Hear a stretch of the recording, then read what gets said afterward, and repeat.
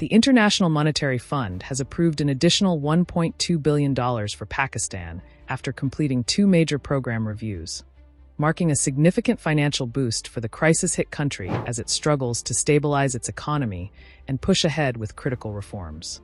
In today's report, we examine the International Monetary Fund's approval of an additional $1.2 billion for Pakistan, breaking down what the IMF found satisfactory in Islamabad's economic performance, how this funding fits into Pakistan's long-term bailout structure, what Prime Minister Shehbaz Sharif has said about the reform agenda, and what challenges remain as the country attempts to rebuild stability after narrowly avoiding default.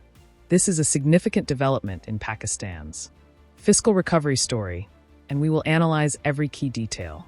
The International Monetary Fund on Tuesday approved the release of $1.2 billion to Pakistan, marking a fresh financial infusion for the cash-strapped nation as it struggles to emerge from one of the most severe economic crises it has experienced in recent years. According to the IMF statement, the fund's executive board completed two separate reviews of Pakistan's economic programs, unlocking roughly $1 billion under its primary loan facility and an additional $200 million under a climate-focused program designed to strengthen disaster resilience and climate-related financial reforms. With this latest release, Pakistan has now secured about $3.3 billion from the IMF since last year, under a bailout package that distributes loan installments over 37 months. Conditional upon Islamabad successfully meeting the stringent policy and reform benchmarks set by the fund.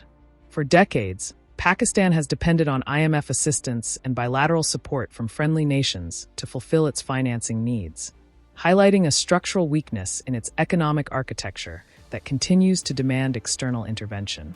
Prime Minister Shehbaz Sharif welcomed the IMF's decision, calling it an acknowledgement of the government's reform momentum and the effective implementation of IMF-endorsed measures. He asserted that this latest approval demonstrates Pakistan's commitment to stabilizing and growing its economy after it came alarmingly close to default last year. Sharif also praised Field Marshal General Asim Munir, Pakistan's powerful army chief and chief of defense forces, crediting him with playing a key role in pushing forward the reform agenda. Additionally, the Prime Minister commended Finance Minister Mohammad Aurangzeb and his team for what he called their tireless efforts in pushing through difficult reforms, noting that Pakistan's reform and digitalization efforts had now evolved into a global case study. Although he cautioned that shifting from basic stability to sustainable long-term growth would require continued discipline and further reforms.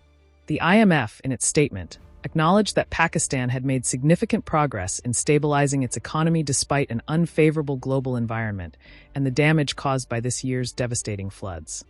The fund noted improvements including a stronger fiscal position, higher foreign exchange reserves, now standing at $14.5 billion, and early signs of economic growth recovery.